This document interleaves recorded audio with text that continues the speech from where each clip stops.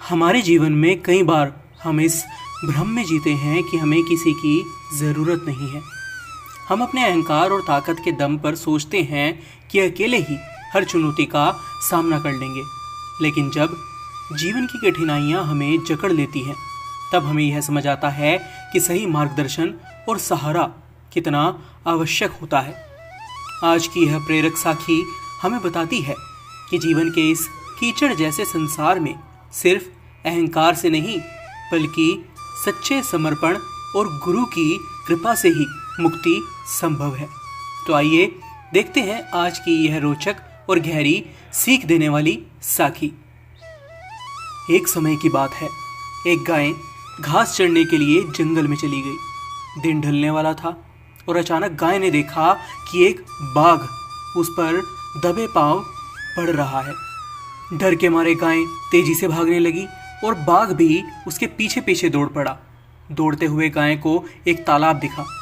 घबराई गाय बिना सोचे ही समझे तालाब में कूद गई। बाघ भी उसका पीछा करते करते तालाब में कूद पड़ा। तालाब ज्यादा गहरा नहीं था, लेकिन वह कीचड़ से भरा हुआ था, जो कि दलदल का रूप ले चुका था। दोनों ही तालाब में धंसने लगे।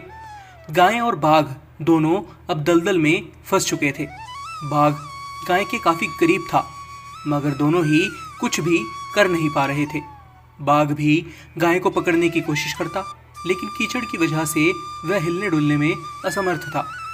इस संघर्ष के बीच गाय ने बाघ से पूछा कि क्या तुम्हारा कोई गुरु या कोई मालिक है?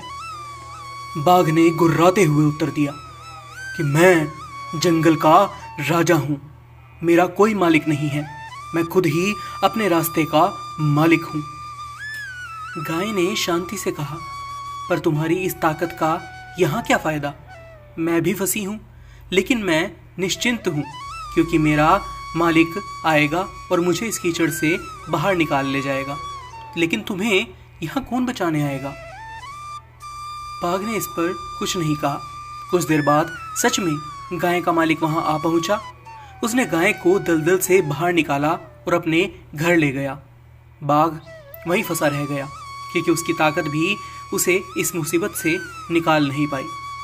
गाय ने कृतज्ञता से अपने मालिक की ओर देखा और वे दोनों खुशी खुशी घर लौट गए।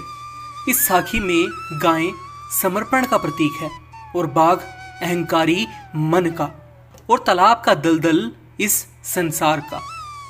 जीवन में अहंकार और शक्ति पर भरोसा करना अच्छी बात है, लेकिन वह हमें हमेशा मुक्ति नहीं दिलवा सकती।